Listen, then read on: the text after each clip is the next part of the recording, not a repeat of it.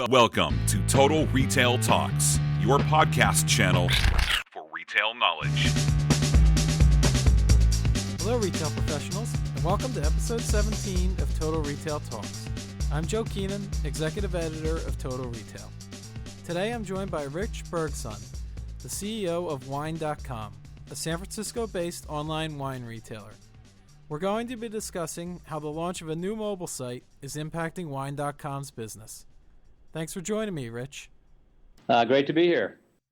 My first question is, can you talk about what the impetus was for Wine.com to launch its mobile site? Sure. Yeah. At Wine.com, we're trying to build the largest wine store with the largest selection of wine and also offer the best service.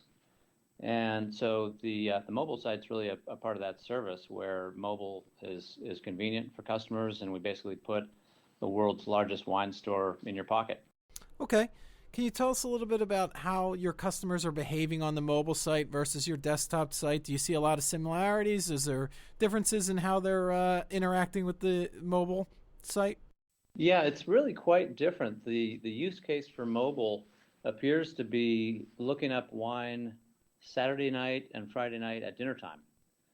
So if you think about when you're out enjoying wine, you probably don't have your computer there. You probably do have your phone there. So people use our mobile site to gain information about wine. It helps them select a bottle of wine. It also helps with the what we call the recall problem, remembering the wine afterwards so you don't forget a bottle that you liked. So we've seen a pretty big difference in behavior, and what people seem to do is they use the mobile site from their phone to look up a wine at dinner time, and then they'll just park the wine if they like it. They'll park it in their shopping cart, and of course the cart is a unified cart between mobile and desktop. They'll come back usually during the week and do the transaction on their computer. Yeah, I'm going to jump ahead. That kind of is an interesting point.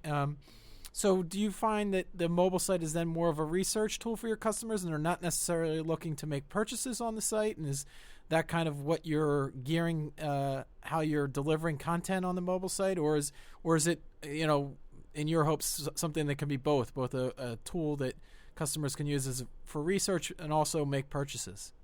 We're okay with either. They use it for both. So our revenue from mobile this month is up 60%.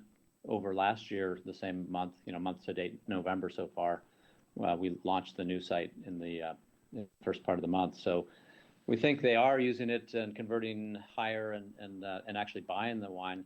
But we're also focused on engagement. So anything that makes us helpful to a customer is fair game. We'll be shortly launching the 5-star rating of your wine so you can tell us what you like. And so that's a really important engagement feature that will make us better able to serve our customers. We've heard from customers, it's great when you make recommendations based on what I've purchased, but it'd be even better if you could make recommendations based on what I have tasted and I know I like. So that's something we're going to be leaning on the mobile site for quite a bit, because again, when you're enjoying the wine, your mobile site's right there, 1 foot away. And if you're going to rate a wine for your own use later, that's the time to do it on your phone.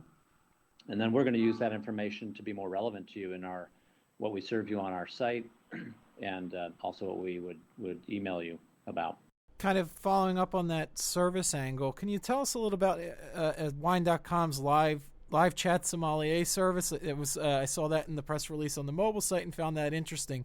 Can you tell our audience a little bit about that service? Sure. Yeah. So wine has a problem with the paradox of choice, and a lot of categories have this, where there's just too many options to choose from. So we're building the world's largest selection.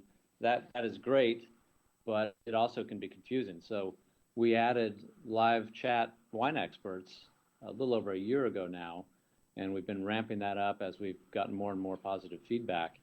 We did launch it on the mobile site as well, so now on desktop and mobile, 7 days a week, you've got access to a friendly wine expert who can look at your past purchases and behaviors and just handle any questions you have and make it really easy to choose a bottle or any other wine advice for that matter. With the expanded, that online assortment that you have, I guess then how important is it for both on mobile and desktop to be able for consumers to be able to get on there and get on the sites and seamlessly find what they're looking for, sort of that navigation element to the site? Well, search and navigation become really important when you have a vast assortment. So something we spend quite a bit of time on when we're thinking about different revs on both sites, mobile and desktop.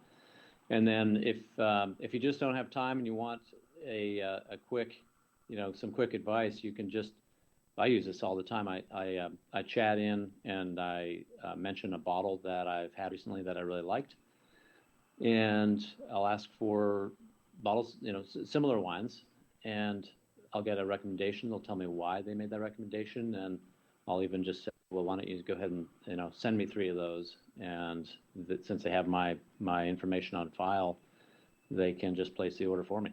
So it's anything we can do to give this combination of huge assortment, because wine has nooks and crannies all over the world, and people have their favorites from all over the place. So we want that huge assortment, but we also want to make it really easy to navigate, to search, and to find that right bottle for you, oftentimes using the live chat feature. And then my last question, Rich, is can you talk about what Wine.com has planned for the busy holiday season, and also kind of looking ahead to 2016? What are some ways that you plan on continuing to grow the brand? Holidays, we are ramping up. We've got about 200 people we're hiring for our 7 warehouses and 2 call centers. This is something we do every year, and we actually get some of the same people coming in year after year during that period. So our goal really is to keep up with the demand and keep our 99% on-time delivery and keep our vast selection of wine available and give people great service. So that means short wait times on the phone, and the live chat is actually new this year, where we're including our service professionals in addition to our wine experts on the live chat, so we can get to people with quick responses and just make it a great customer experience all around.